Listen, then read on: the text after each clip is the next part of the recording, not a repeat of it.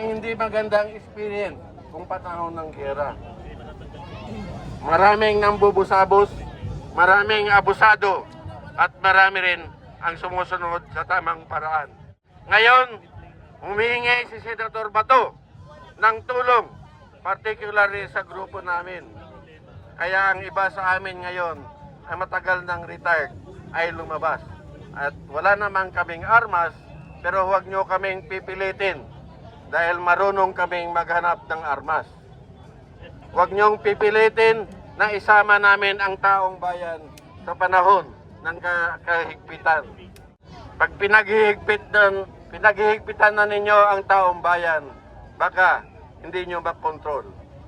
Ang strength ng armed forces at ng PNP ay almost 400,000 lang. Ang strength ng mga tao ay mahigit 100 million. So, huwag niyong pipilitin na umabot tayo sa masamang gawain.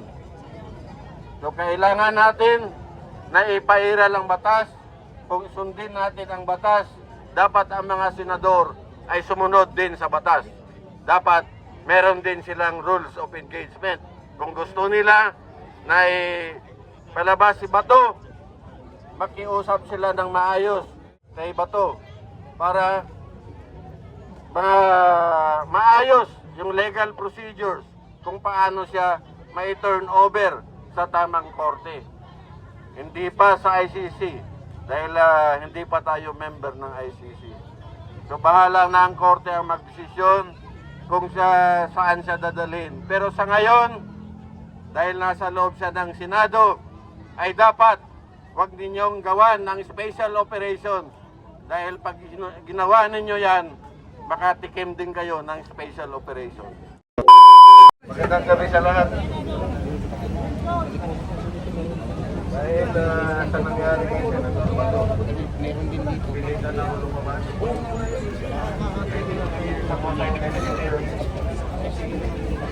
Sampung taon na wasay ng Mindanao.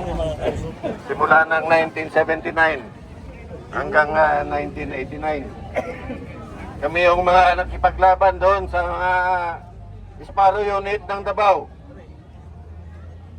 Kaya wag na nating paabot sa malaking gulo kung ang mga nagbabiolate ng batas ay namamayagpag.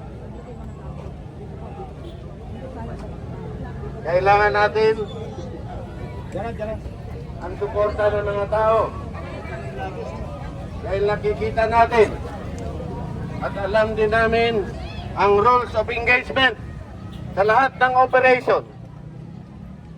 After 38 years sa active service, nag-retire ako na matahimik dahil akala ko ay payapa na ang bayan natin at maging masagana na ang pamumuhay natin. Ngunit mukhang nagkamali ako dahil kung naging membro man ako ng Kabataang Makabayan nung akong high school pa at naging sundalo, ay nakikita ko ang paghihirap ng taong bayan. Personally, hindi sa salita lang. Nung panahon ng 8 ko, tinawag kami galing sa Davao, 1986. Nagdala ako ng tropa dito sa Camp Aguinaldo. At kasama kami, nagdepensa sa Camp Aguinaldo ng 8 kudita. 1987 ang pinakauna na maraming namamatay. At 1989 ang huli na pinakamaraming namatay. Anong ginawa nila? Yung mga namatay na sundalo ay nagkaroon ng blackout. News blackout ang pinalabas. Ang mga namatay na sundalo, dumahigit 100, ay namatay sa combat sa Mindanao.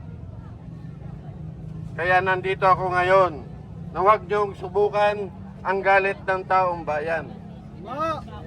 Dahil nung nasa Davao kami, nung 1979 hanggang 1984, Araw-araw may namamatay na pulis. Kaya tinawagan kami at mag-conduct ng counter sparrow operation. Ang namamatay na pulis sa Davao dahil akala nila mga abusado ay 38 policemen sa isang buwan. Kaya napilitan kaming gumawa ng operasyon laban sa kaliwa. Kaya wag nyo nang subukan na magkaroon ulit ng hindi magandang pangyayari sa ating bayan. Kaya lang, kailangan ng tulong ng taong bayan. Kailangan ng taong bayan na ipakita natin na dapat sumunod tayo. Dapat sumunod tayo sa batas. Hindi lang ang taong bayan ang dapat sumunod sa batas. Dapat ang sumunod sa tamang pamamaraan at sa tamang batas. Kagaya ng ating konstitusyon ay dapat ang mangunguna ay ang law enforcers. Dahil kung wala ang taong bayan, ay baka mawawala rin kayo. Nakikita natin na pag lumakas ang kalaban, gaya ng mga kalaban sa kaliwa, ay wala na din naman nagawa ang PNP sa Davao. Ang Davao tinake over ng Marine Brigade noong panahon ni Colonel Biason. Kaya ang nagtatraffic sa Davao noong araw ay mga Marines. Ang nagtatraffic at nagpa-conduct ng peace and order operation sa Davao noong panahon ng kasagsagan ng bakbakan doon ay ang Marines. Ngayon, bakit ang nangunguna sa pagprotekta sa gumagawa ng mga kasalanan, lumalabag sa batas, ay pinoproteksyonan ng mga pulis at NBI? Tama ba yun? Ang tao ang makapagsabi kung tama yun.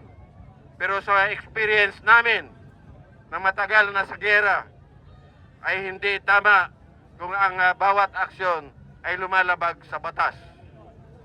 Kahit sino pa man na lumabag sa batas ay dapat hulihin at ipakulong. Pero sa tamang paraan, meron tayong rules of engagement at tamang procedures kung paano ipapairal ang batas.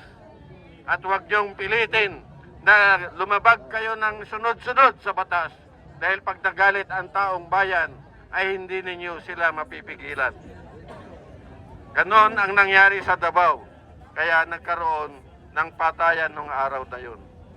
Ito pa, noong 1989, nung muntik nang matalo ang armed forces doon sa Camp Aguinaldo, ang order ng kataas-taasan sa amin, ako mismo nakatanggap ng order, ay tapunan ng granada ang mga pwersa ng mga sundalo na umatake sa Camp Aguinaldo. Hindi ko sinunod yun. Ang sinabi ko sa commander ay hindi namin magagawa yan dahil illegal yan. Natanggal ba ako sa serbisyo? Hindi naman. Noong 1987, ang order sa amin, patayin yung mga leader ng mga nagkubita. Kasama na si Colonel Hunasan. Nag-make statement ako. Nung sinabi ko, mga kasama din natin yan. Mga kasama din namin yan. Sir, hindi namin pwedeng magagawa yan. Kung gusto nyo, kausapin na lang natin. So, yun ang hindi magandang experience kung panahon ng gera. Maraming nambubusabos, maraming abusado, at marami rin ang sumusunod sa tamang paraan. Ngayon, humihingi si Senator Bato ng tulong, particularly sa grupo namin. Kaya ang iba sa amin ngayon ay matagal ng retired ay lumabas. At wala naman kaming armas, pero huwag nyo kaming pipilitin dahil marunong kaming maghanap ng armas. Huwag nyong pipilitin na isama namin ang taong bayan sa panahon ng kahigpitan. Pag pinaghihigpitan na ninyo ang taong bayan, baka hindi nyo makontrol. Ang strength ng armed forces at ng PNP ay almost almost 400,000 lang. Ang strength ng mga tao ay mahigit 100 million. So, huwag niyong pipilitin na umabot tayo sa hindi masamang gawain. So, kailangan natin na ipairal ang batas. Kung sundin natin ang batas, dapat ang mga senador ay sumunod din sa batas. Dapat meron din silang rules of engagement. Kung gusto nila na palabas si Bato, makiusap sila ng maayos sa Bato, kay Bato, para maayos yung legal procedures kung paano siya may turn over sa tamang korte. Hindi pa sa ICC dahil hindi pa tayo member ng ICC. So bahala na ang korte ang magdesisyon kung saan siya dadalhin. Pero sa ngayon, dahil nasa loob siya ng Senado, ay dapat wag ninyong gawan ng special operations. Dahil pag ginawa ninyo yan, makatikim din kayo ng special operation. Thank you. Si Retired General Felisardo Simoy.